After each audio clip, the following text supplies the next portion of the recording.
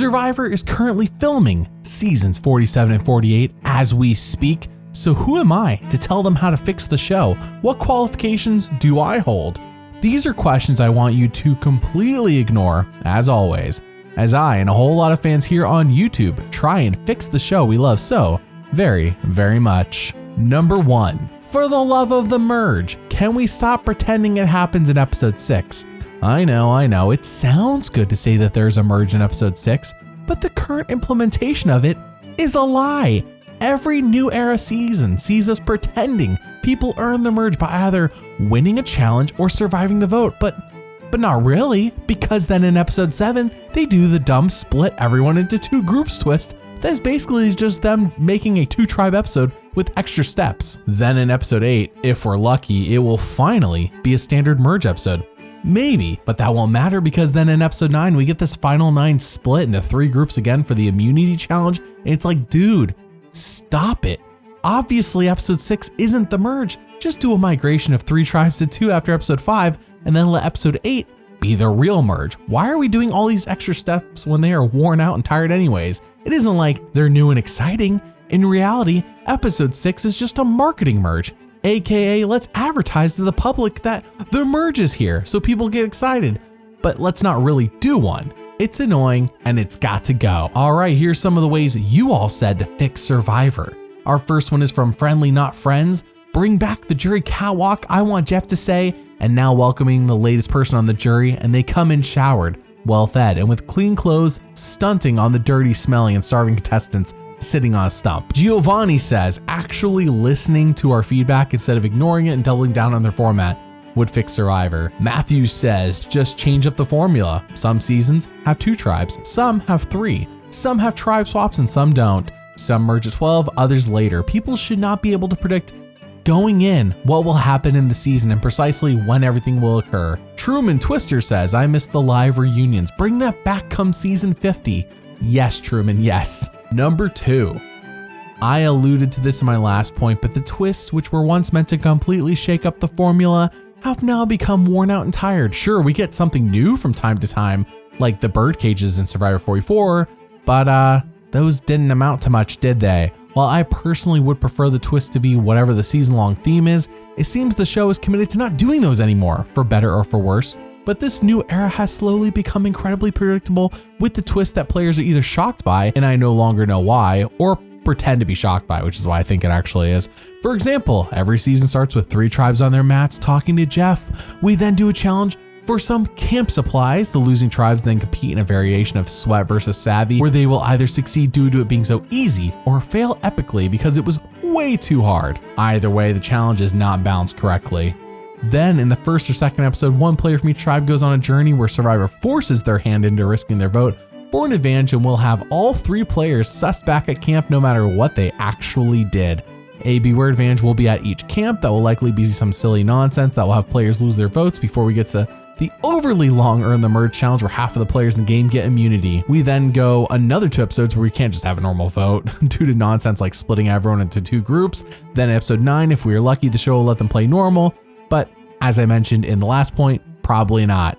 Come the final 5, they all have to go to a new island where we are told how intense and brutal it is, but see that none of it is actually that way, and then one of them wins an advantage, usually to help them in the next challenge, and final 4 has the forced fire making, and the final 3 face the new open jury format. Now, that's just what I can rattle off the top of my head. I'm sure there are even more predictable tropes that the new era beats like a dead horse, but it is quite dull to watch and could use a lot of variety. Let's try something crazy. No journeys, or earn the merges, or the final 5 island nonsense for 1 season. Survivor is so predictable that I was able to actually copy this whole point word for word from my last video, and I bet no one noticed because it still applies. Spanish Fly says, can the final 4 vote be an actual vote again, please? Trevor says the seasons need to have themes again, and Trevor, I'm gonna get more into detail into that later on one of my points, but they say even if it's for an only aesthetic difference, no more numbers as season titles. Let's be less dependent on formulas and routines, fewer and less complicated advantages. Private Bushman says, I miss the old 39-day format. Eckham says, cast people who haven't watched the show before. It will cause more chaos. I mean, that sounds good in theory, but season 14 was all recruits except for one player, and it was terrible. By the way, thank you for watching this channel and supporting it by liking and subscribing. If you want to help pick what videos I make and watch them all weeks and even months early, then consider financially supporting Once Upon an Island on Patreon. Patreon now has a free tier so everyone can join. Thank you for your support. Number 3.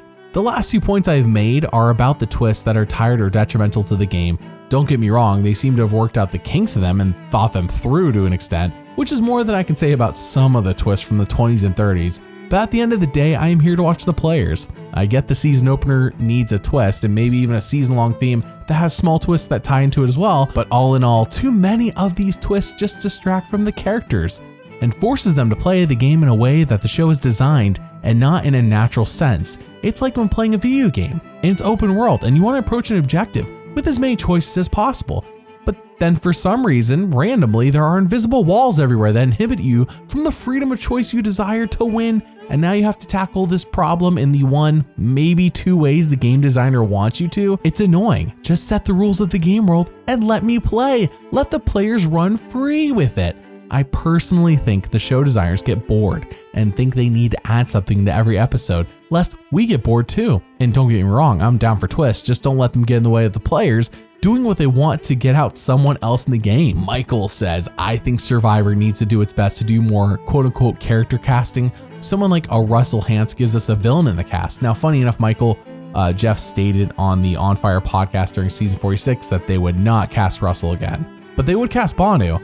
Wonderful. Anyways, Michael continues to say, people like Russell make it less boring to watch. Without a real villain, it makes a cast where everyone is quote unquote heroic less watchable because we don't have a protagonist we can root for because everyone's a protagonist. David says, get rid of the journey. Amen. Jake says, please bring back the old Final Tribal Council format. Now, is this Jake from Survivor 45? Is that what you think you needed to win? Rachel says, bring back the regular merge, go back to 39 days and bring back family visits. Those last 2 are really just wishful thinking probably, but a girl can dream. Number 4, everyone and their mother is tired of seeing the same exact locations in Fiji since season 33. I have previously proposed that they use a different part of the country and I stand behind that. But as of Survivor 50, Survivor seems to be staying in the same exact location per their contract. You can Google this contract. So now is the time. Let Survivor 51 and beyond be in a new location. It's the dawn of a new era, of a newer era, I guess. Heck, we can even revisit some of the old ones. I'm desperate. But in all honesty, just sign a contract with a new island location.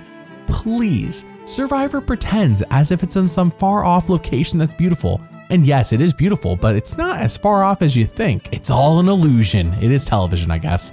The location in Fiji is very accessible, and they have a resort there that the crew lives at while they film that you can literally book a vacation to when they're not filming there.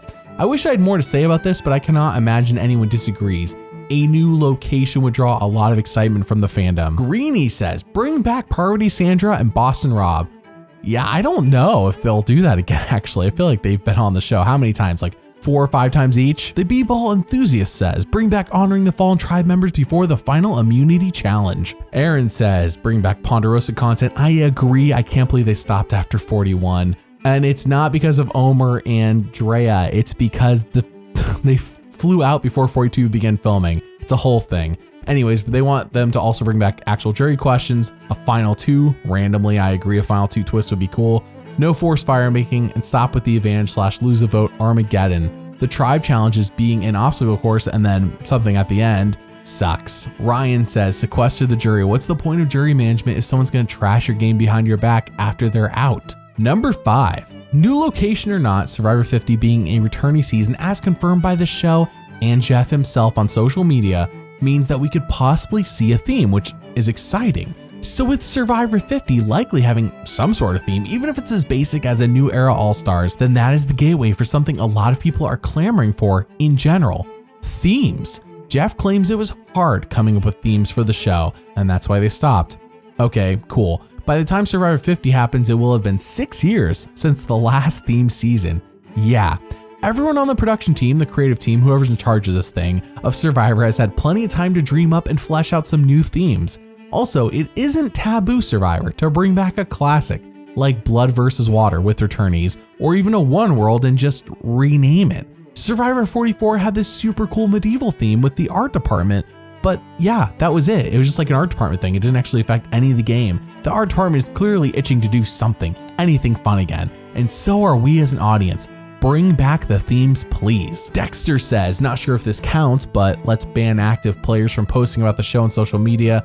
They can accidentally spoil the season. This is true. It's also applicable to The Amazing Race. Winter Girl says, back to basics. All the crazy twists make winning Survivor feel like a pure luck game instead of about great gameplay. Sure, luck has always been some part, but when great players are eliminated because of a weird bounce, it becomes boring to watch, in my opinion. Woodrow says, double the budget.